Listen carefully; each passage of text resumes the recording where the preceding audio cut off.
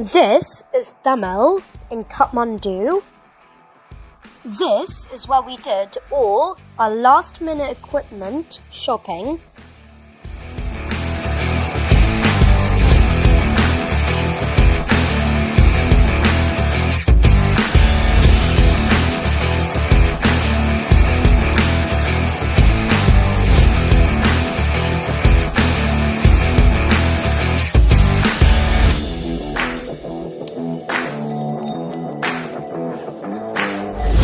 We're still walking.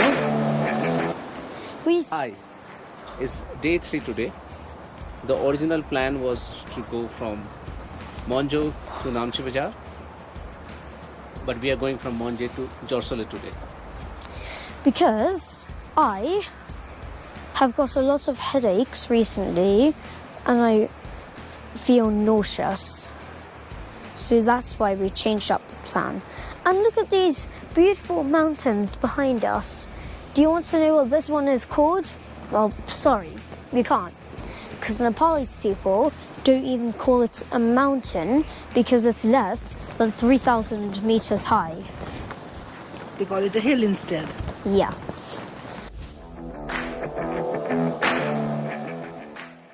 Yak attack.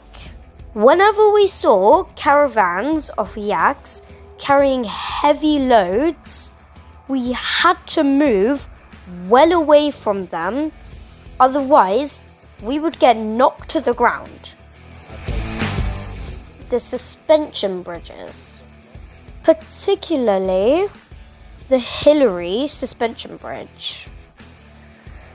These bridges did swing a lot.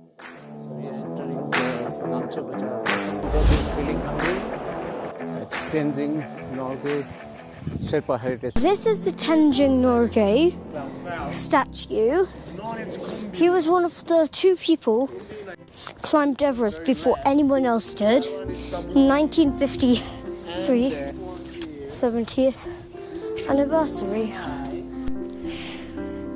This is the Everest View Hotel. There's a piano inside if you want to play.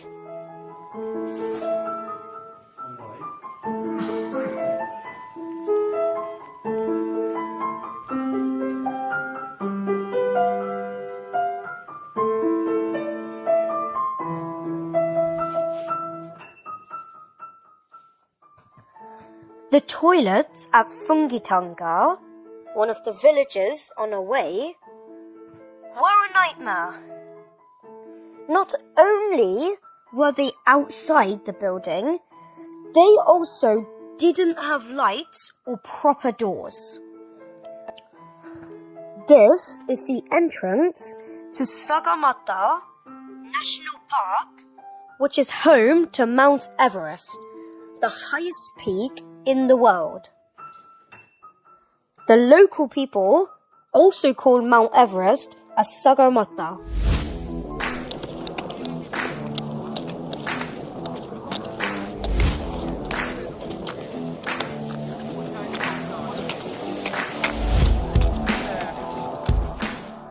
Porters. They would carry heavy loads up and down the mountain, sometimes even 100 kilo. They get paid per kg they carry, so that's why they try to carry as much as they can. And we used to complain about carrying our own rucksacks.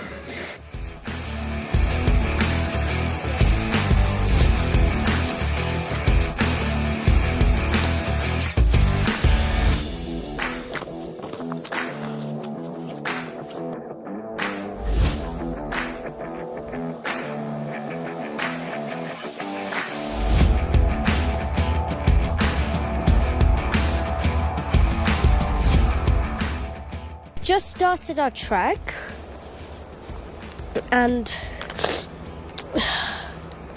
the terrain is pretty tough. We split the day up. Today we're going from Tengboche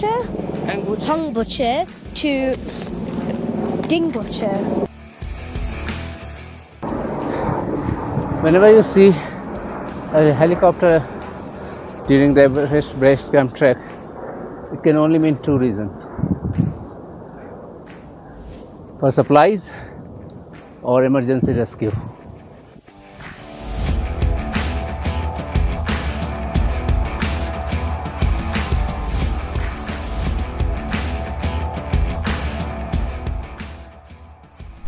So we've just started our trek. It's a acclimatization day today. And this one is even harder than the last one, so I don't know what I'm going to do.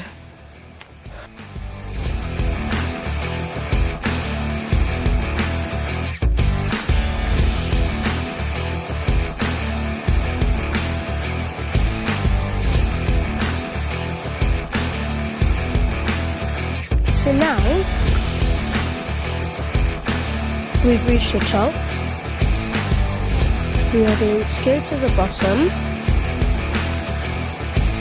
And there's a bakery there, where there's pizza, cakes, and there's a documentary at 2. So it took us 2 hours to come up. So it'll probably take us 1 hour to come down. Day 10, and wait, shush. We're going from Dingboche to Clark for now to have breakfast. As you can see, it's really flat here. Today we were supposed to walk to Dingboche, but we've decided to walk to the pyramid, which is 1.5 hours more.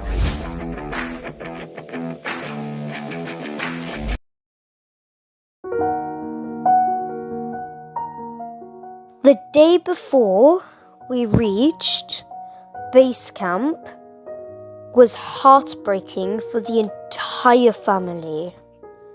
Despite using an oxygen cylinder, my mum's oxygen levels kept dropping, and therefore she had to be evacuated to Kathmandu in the morning.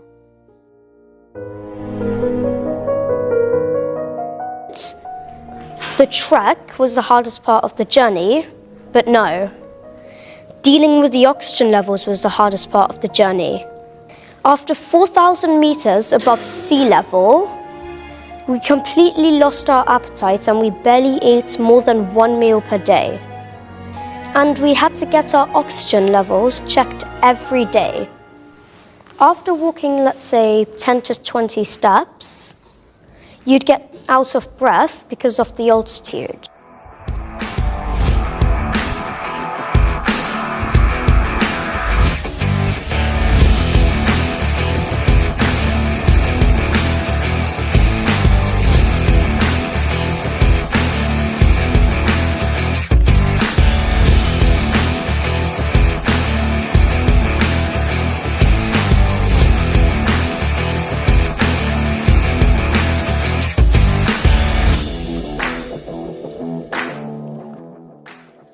Although it was an extremely difficult journey, when we finally reached Everest Base Camp on the 14th of November, which is considered as Children's Day in India, it was an absolute wonderful feeling. I'm delighted to share that we have raised a significant amount of money for the school and also a big consignment of IT equipment from a local school. Thank you for all your help and support in our journey to make a difference to the lives of the children of Galaxy Gurukul.